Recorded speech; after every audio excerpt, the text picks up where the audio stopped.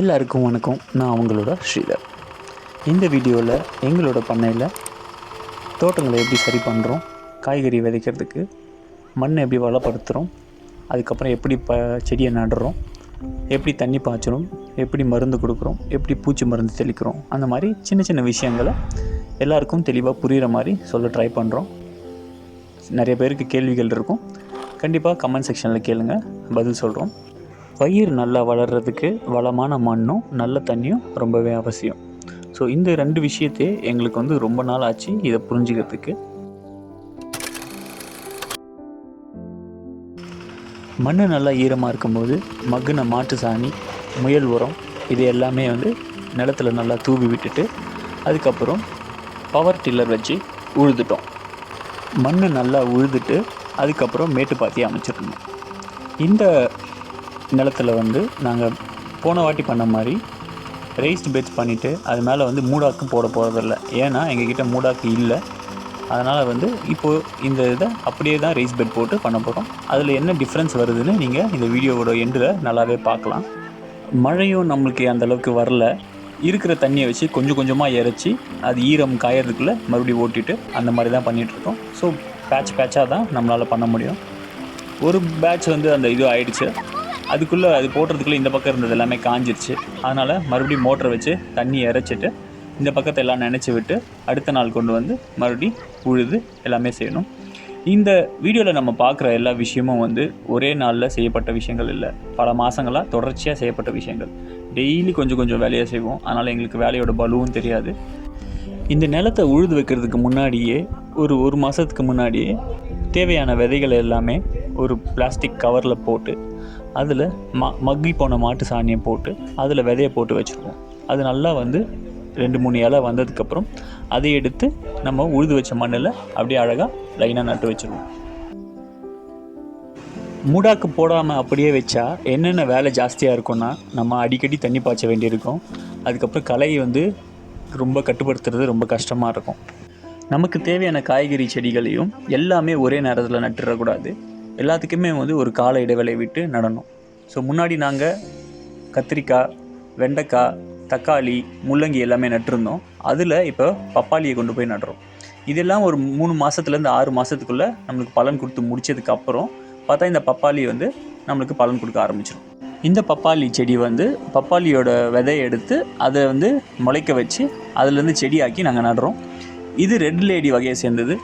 மழை வந்தால் செடிங்களுக்கு கொண்டாட்டம், செடிங்க நல்லா வளர்ந்துச்சுன்னா பூச்சிங்களுக்கு கொண்டாட்டம். செம்பருத்தி இலை நமக்கு நிறைய தேவைப்படுறதுனால அதையும் பதியம் போட்டு அதை எடுத்து சரி இந்த மழை காலத்துலேயே நட்டுட்டால் நல்லா வளர்ந்துடும். செம்பருத்தி இலையை தேடி நம்ம பக்கத்து கனி, பக்கத்து ஊர் அந்த மாதிரி போய் அலைய வேண்டிய இருக்காது. அதனால் ஒரு 50 செடி வைக்கலான்னு முடிவு பண்ணி கொஞ்சம் கொஞ்சமாக நமக்கு டைம் கிடைக்கும்போது அந்த கிளைங்களை உடச்சி அதை பதியம் போட்டு அது வளர்ந்ததுக்கப்புறம் நம்ம நட்டுக்கிறோம்.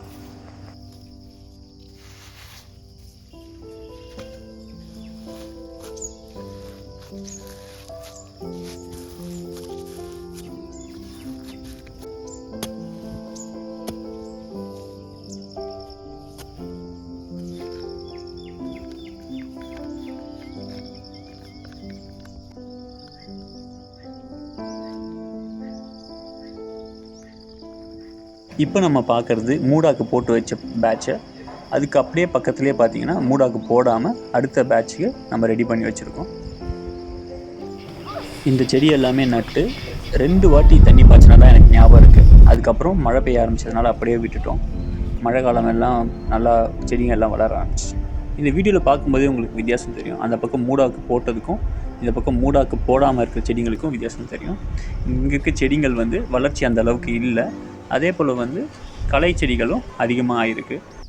பொதுவாக கத்திரிக்காய் செடியை வச்சோன்னாலே ஃபுல்லாகவே பூச்சி வந்துடும். அது எங்களோட தோட்டம் விதிவிலக்கு கிடையாது. இந்த பக்கம் கத்திரிக்காய் நட்டோம். கத்திரிக்காய் ஃபுல்லாகவே பூச்சி அடிச்சிருச்சு. சரி என்னடா பண்ணலாம் அப்படின்னு யோசிச்சுட்டு இருந்தேன். சரி நம்மக்கிட்ட தான் முயல் இருக்கே, முயலோட யூரின் எடுத்து நம்ம அடித்து விடலாம். முயலோட யூரின் என்ன பண்ணோன்னா அங்கே இருக்க பூச்சி எல்லாமே சாகடிக்காது. அதுலேருந்து வர ஒரு வாடை, நீச்ச வாடையினால் பூச்சிகள் அந்த செடியை சாப்பிடாம அடுத்த இடத்துக்கு போயிடும். ஆனால் ரொம்ப நாளைக்கு இருக்காது. அந்த வாடை போகிற வரைக்கும் தான். ஆஸ்கரை பக்கத்தில் வச்சுட்டு காமெடி பண்ணுறதே எனக்கு ரொம்ப ஜாலியாக இருக்கும். அவன் நின்று இருந்தான் பக்கத்தில்.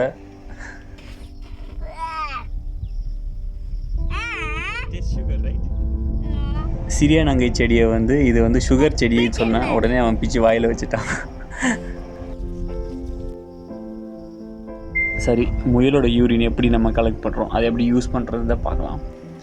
முயல் எங்கள் வீட்டில் கூண்டில் தான் வச்சுருக்கோம். ஸோ அது கூண்டுக்கு அடியில் ஒரு தட்டு மாதிரி வச்சுட்டோன்னா அது போகிற யூரின் எல்லாமே கலெக்ட் ஆகிடும். நமக்கு எப்பப்பெல்லாம் தேவையோ அப்போ அந்த தட்டை வச்சுருவோம்.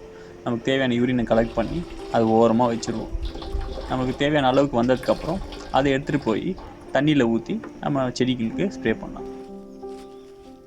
யூஸ்வலாக என்ன பண்ணுவோன்னா தண்ணிக்கு செடிக்கு பாய்ச்சும் போது தண்ணியில் அப்படியே கலந்து ஊற்றிடுவோம். ஸோ அது வந்து போய் ஒரு செடிக்கும் தெளிக்கணுன்ற அவசியம் இல்லை.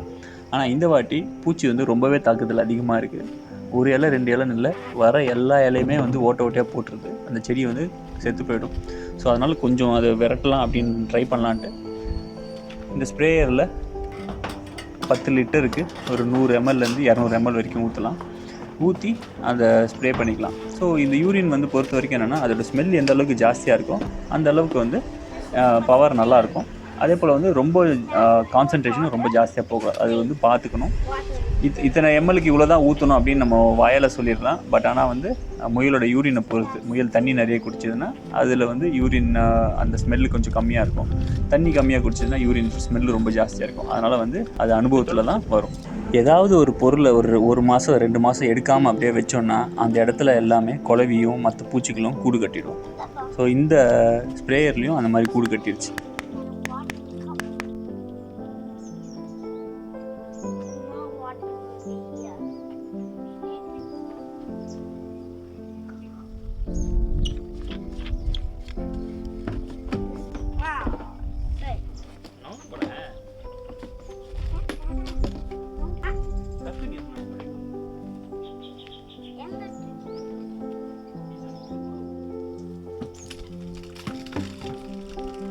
இந்த முயலோட யூரினை வந்து நம்ம பூச்சி விரட்டியாக மட்டும் இல்லாமல் செடிங்களுக்கு வந்து வளர்ச்சி ஊக்கியாகவும் நம்ம பயன்படுத்தலாம்.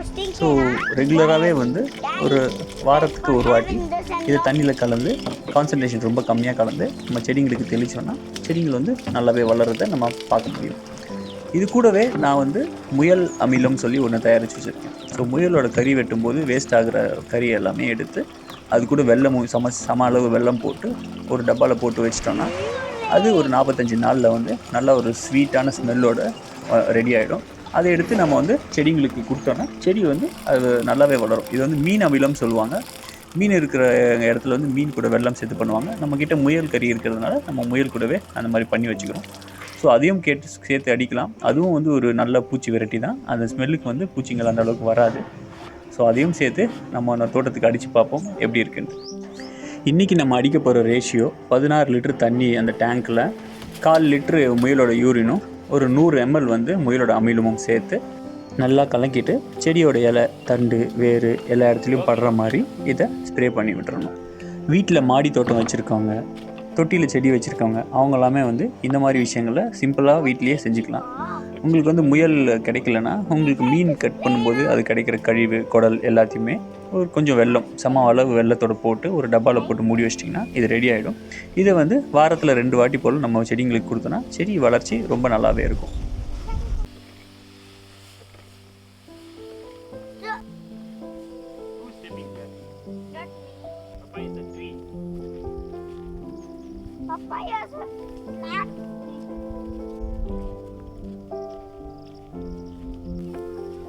இந்த தோட்டம் நட்டு ஒரு மாதத்துக்குள்ளேயே மறுபடியும் களை எடுக்க வேண்டியதாக போச்சு. இந்த 2 பெட்டு வந்து களை எடுத்து வச்சுருக்கோம். மீதி இருக்க பெட்டில் எல்லாமே களை எடுக்கணும். நடுப்புற மழை தொடர்ச்சியாக பெய்யறதுனால ஈரம் ஜாஸ்தியாக இருக்குது. அதனால் களை எடுக்காமலே இருக்குது. கொஞ்ச நாளில் அது களை எடுத்தாகணும். அதுவே வந்து அதுக்கு ஜஸ்ட் அப்படியே ஆப்போசிட்டில் இருக்கிற நம்ம தோட்டத்தில் பார்த்தோம்னா அதுக்கு நம்ம மூடாக்கு போட்டாச்சு. அதனால் வந்து களை எடுக்க வேண்டிய அவசியம் அந்த அளவுக்கு இல்லை. இப்போ உங்களுக்கு பார்த்தீங்கனாலே டிஃப்ரென்ஸ் நல்லா தெரியும்.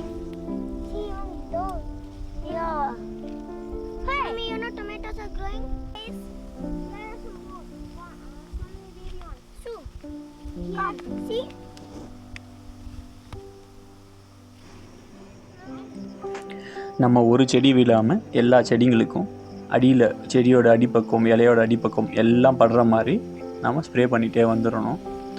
இந்த பூச்சி வெரைட்டி என்ன பண்ணுன்னா பூச்சிங்களை உடனடியாக சாகடிக்காது.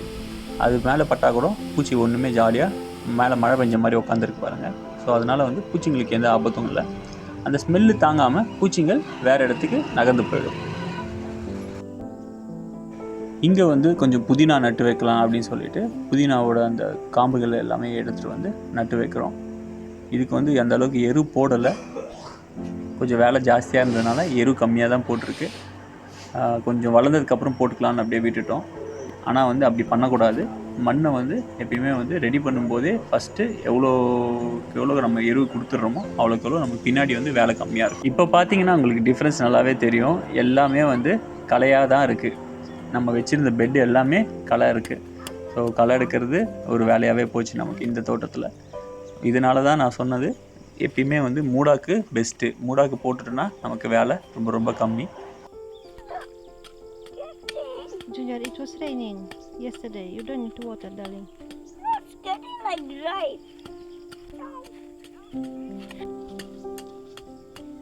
மழையெல்லாம் முடிஞ்சதுக்கப்புறம் இந்த பேட்சில் இருக்கிற தோட்டத்துக்கும் நம்ம வந்து மூடாக்கு கண்டிப்பாக போட்டுருவோம். அடுத்தபடியாக நம்ம தோட்டத்துக்கு முக்கியமான அவசியம் வந்து தண்ணி. இப்போ மழையெல்லாம் முடிஞ்சு ஒரு 2 வாரம் ஆச்சு. இப்போ செடிகள் எல்லாமே வாட ஆரம்பிச்சிருச்சு. ஸோ இந்த பக்கம் மூடாக்கப்பட்ட செடிகள் எல்லாமே ஓரளவுக்கு பரவாயில்ல, தண்ணி பாய்ச்ச வேண்டிய அவசியம் இல்லை. ஆனால் இந்த பக்கம் வந்து மூடாக்கு இல்லாத மேட்டுப்பாத்தி எல்லாமே வந்து காய ஆரம்பிச்சிருச்சு. ஸோ இதுக்கப்புறமும் நம்ம அப்படியே விட்டுட்டோம்னா செடிகள் எல்லாமே இறந்து போயிடும். அதனால் வந்து நம்ம தண்ணி கொடுத்தாகணும். நம்மக்கிட்ட தண்ணி கம்மியாக இருக்கிறதுனால சரி ட்ரிப் மாதிரி போடலாம் அப்படின்னு பார்த்தோம். ஆரம்பத்தில் வந்து நான் ரெயின் இரிகேஷன் செட்டப் வாங்கி வச்சுருந்தேன். அதை வந்து நம்ம மூங்கில் தோட்ட பக்கத்தில் புல்லுங்களுக்காக போட்டிருந்தேன். போன வருஷம் வந்து அந்த மூங்கில் தோட்டம் லைட்டாக எரிஞ்சு போனதுனால அந்த பைப் எல்லாமே நடுவில் எரிஞ்சிருச்சு. ஸோ அதுக்கப்புறம் அதை எடுத்து நான் போடல, வேறு எங்கேயும் போடல. சரி அதுக்கப்புறமா பார்க்கலாம், வேறு ஏதாவது தோட்டம் போட்டோம்னா. ஏன்னா அப்போ சம்மர் டைம்ன்றதுனால வேறு எதுவுமே பண்ண முடியாது தண்ணி இல்லாமல் இருந்ததுனால. இப்போ தான் வந்து இந்த தோட்டம் போட்டிருக்கோமே, ஸோ அந்த பைப்லாம் எடுத்துகிட்டு வந்து இதுக்கு கட் பண்ணி போடலான்னு சொல்லிவிட்டு அந்த பைப்பை அங்கேருந்து பைப் எல்லாமே கொண்டு வந்து இங்கே சொருகி போட ஆரம்பிச்சிட்டோம். ஒன்ஸ் இது வந்துருச்சுன்னா இந்த ஒரு 4 மாதம் வந்து பிரச்சனை இல்லாமல் போகும். தண்ணி இருக்கும் கிணத்துல. இப்போது அது வச்சு நம்ம வந்து இந்த 4 மாதமும் இந்த தோட்டத்தில் நம்ம தேவையான காய்கறிகளை விளைய வச்சுக்கலாம்.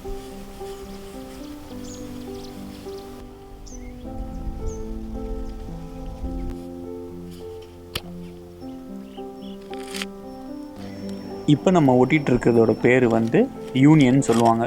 2 பைப்பை வந்து நம்ம ஒட்டிட்டாக்கா அதுக்கப்புறம் அதை பிரித்து எடுக்க முடியாது. ஆனால் நம்ம தேவை வந்து இந்த தோட்டத்தில் இல்லைன்னா பைப் எடுத்து வேறு தோட்டத்தில் போடுறதுக்கு வசதியாக இருக்கணும்.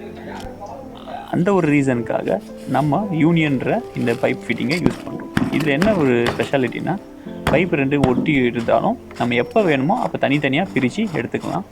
ஸோ இதில் வந்து அந்த ஸ்க்ரூ டைப் மாதிரி இருக்கும். அந்த ஸ்க்ரூ டைப்பை கழட்டினோன்னா 2 பைப்பும் தனித்தனியாக வந்துடும். அதுக்கப்புறம் நம்ம தூக்கி ஈஸியாக டிரான்ஸ்போர்ட் பண்ணிவிட்டு அதுக்கப்புறம் மறுபடியும் சேர்த்து ஒட்டி வச்சிட்டோன்னா பைப் லீக்கேஜ் இல்லாமல் அழகாக வந்து ஒரே போல் நம்ம எந்த வேணுமோ அங்கே மாற்றி வச்சுக்கலாம். ஸோ தோட்டம் மாற்றி போட்டோம்னா அந்த இடத்துல மாற்றி வைக்கிறதுக்காக இது வந்து ஒரு டிரான்ஸ்போர்ட் ஈஸியாக இருக்கிற செட்டப் வந்து இது. நான் ஃபஸ்ட் டைம் போட்டப்போ எல்லாத்துலேயும் கப்ளிங் போட்டு ஒட்டிட்டேன். ஒரே லென்த்து பைப் வந்து 50 அடி 100 அடிக்கு இருந்துச்சுன்னா அதை தூக்கிட்டு வரதுக்குள்ளேயே எல்லா கப்ளிங்கும் உடஞ்சிருது. மறுபடியும் கப்ளிங் மாற்ற வேண்டியதாக இருந்தது. ஸோ இந்த செட்டப் வந்து கொஞ்சம் யூஸ்ஃபுல்லாக இருக்கும் அப்படின்றதுக்காக இந்த வாட்டி நான் வந்து இந்த செட்டப் வந்து ட்ரை பண்ணுறேன். இது எப்படி இருக்குன்னு ஃப்யூச்சரில் அப்டேட்ஸ் உங்களுக்கு கொடுக்குறேன்.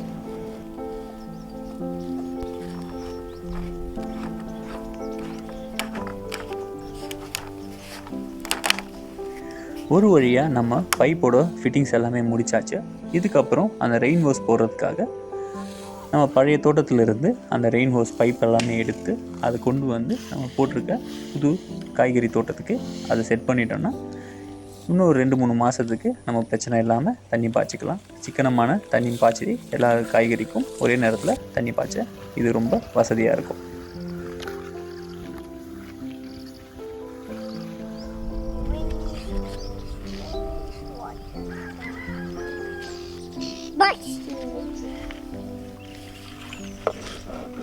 இது இன்ஸ்டால் பண்ணுறது ரொம்ப ஈஸி, யார் வேணாலும் பண்ணலாம். பைப்பில் ஓட்டை போட்டுட்டு அதில் அந்த ரப்பரை போட்டுட்டு அது கூடவே அந்த டேப் ஒன்று வரும், 16 mm 20 mm அதை நம்ம செலக்ட் பண்ணிக்கலாம். அந்த டேப் போட்டுட்டு அதுக்கப்புறம் இந்த கருப்பு கலர் ஹோஸ் எடுத்து அதில் சொருகி அந்த ஸ்க்ரூவை இந்த பக்கம் இழுத்து விட்டோம்னா நல்லா டைட் ஆகிடும், தண்ணி எங்கேயும் லீக் ஆகாது.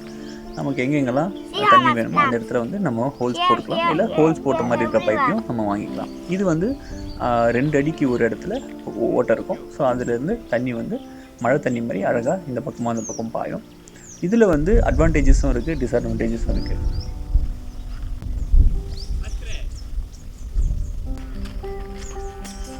போன வருஷம் நெருப்பில் எரிஞ்சிட்டதுனால அதில் சின்ன சின்ன ஓட்டைகள் எங்கேயாவது இருக்கா அப்படின்னு சொல்லி செக் பண்ணிக்கிறேன். இதில் பார்த்தா தெரியும் உங்களுக்கு எப்படி நெருப்பில் பொசுங்கி போயிருக்குன்ட்டு. இந்த மாதிரி இருக்கிறது எல்லாமே வந்து நம்ம கட் பண்ணிக்கணும். ஏன்னா இங்கெல்லாம் தண்ணி பயங்கரமாக லீக் ஆகும். அதெல்லாம் எடுத்துகிட்டு நல்லா இருக்கிற பைப்பை மட்டும் நமக்கு தேவையான இடத்துல நம்ம சொருகி பண்ணலாம். இதில் வந்து என்ன ஒரு அட்வான்டேஜ் அப்படின்னா, தண்ணி வந்து கொஞ்சம் டைம்லேயே வந்து எல்லா செடிகளுக்கும் சீராக வந்து பாய்ச்ச முடியும். அதே போல் இந்த பைப்பில் வந்து ட்ரிப்பு அடைச்சிக்கிற மாதிரி அடைச்சிக்கிறதுக்கான வாய்ப்பு ரொம்ப கம்மி. அதே போல் தண்ணி அடைச்சிக்கிட்டாலும் நம்ம ஒரு பக்கத்தில் போய் எண்டு கேப்பை திறந்து விட்டோம்னா உள்ளே இருக்க மண் கல் எல்லாமே வந்து வெளியே வந்துடும்.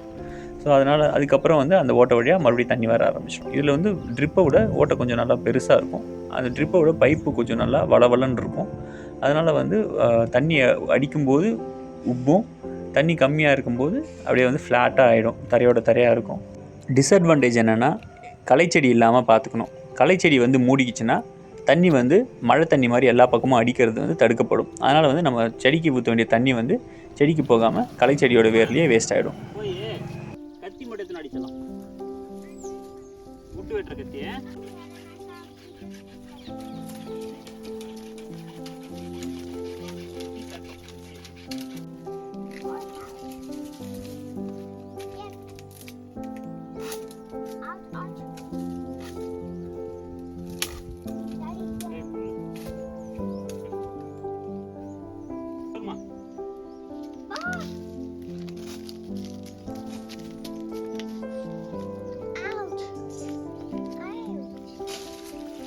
இந்த பைப்பில் தண்ணி லீக் ஆகாமல் இருக்கிறதுக்கு உள்ளுக்குள்ளே ஒரு ரப்பர் இருக்கும். அந்த ரப்பர் ரொம்ப நாள் ஆச்சுன்னா இந்த மாதிரி தண்ணி லீக் ஆகும்.